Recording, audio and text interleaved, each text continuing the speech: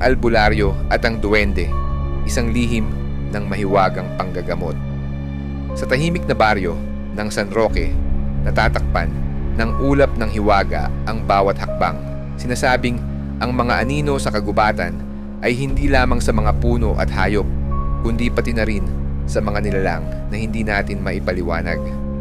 Isa sa kanila ang duwende, isang nilalang na sinasabing may kapangyarihang magbigay ng sakit o lunas. Ngunit paano kung ang isang albularyo at ang isang duwende ay magsanib puwersa para gamutin ang isang batang nasa bingit ng kamatayan? Ngayong gabi, samahan niyo ako sa isang kwento ng kababalaghan at katotohanan kung saan ang kagalingan ay may kapalit at ang tulong ay nagmumula sa hindi mo inaasahan. Ang bawat salita ay magdadala sa inyo sa gilid ng inyong mga upuan. Handa na ba kayo? Si Mang Ramon ay isang kilalang albularyo sa baryo. Ang kanyang galing sa panggagamot ay hindi matatawaran, ngunit lingid sa kaalaman ng marami. May lihim siyang tagapag-alaga, isang duwende na naninirahan sa likod ng kanyang bahay sa ilalim ng punong palete. Isang araw dumating si Aling Celia, nagmamakaawa, nagamutin ang kanyang anak na si Mario na biglaang nanghina at hindi magising. Sinabi ni Mang Ramon na ito'y napaglaruan ng engkanto. Ngunit ang kalagayan ni Mario ay hindi basta-basta. Hindi sapat ang mga dasal at ritual ni Mang Ramon, kaya't napilitan siyang tawagin ang kanyang tagapag-alagang duwende, si Ambo.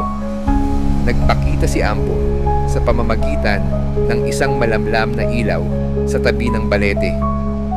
Ramon, alam mong ang bawat tulong ay may kapalit, ani ng duwende. Ngunit sa desperasyon, pumayag si Mang Ramon sa anumang hinihingi ni Ambo. Habang ginagamot si Mario, nagsimula ng bumalik ang kulay ng kanyang mukha at bumilis ang tibok ng kanyang puso. Ngunit bigla ang nagbago ang itsura ni Mang Ramon. Parang nabawasan ang kanyang lakas at nagkaroon ng misteryosong pilat sa kanyang palad. Napagtanto niya na hindi libre ang kapangyarihang iyon. Sa bawat paggaling na dulot ni Ambo, may kaakibat na halaga, hindi lamang sa katawan ni Mang Ramon, kundi pati na rin sa kanyang kaluluwa. Sa huli, sinabi ni Mang Ramon kay Aling Celia, "Gumaling ang anak mo, ngunit huwag mo nang hayaang maglaro siya sa gubat. Hindi lahat ng tulong ay walang bayad." Mula noon, naging palaisipan sa baryo ang kapangyarihan ni Mang Ramon. Hindi nila alam, sa tuwing gagamit siya ng tulong ni Ambo, unti-unting nawawala ang kanyang sariling pagkatao. Sa mundo ng hiwaga at kababalaghan, may mga bagay na mas mabuting hindi nalalaman. Ang tulong na ibinibigay ng ibang nilalang ay may kaakibat na sakripisyo, isang sakripisyong maaaring hindi mo kayang bayaran. Kung nagustuhan mo ang kwentong ito, huwag kalimutang mag-subscribe sa mga kwento ng dilim para sa mas marami pang nakakakilabot na kwento. Hanggang sa susunod, manatiling ligtas at tandaan, huwag basta-basta lalapit sa punong balete.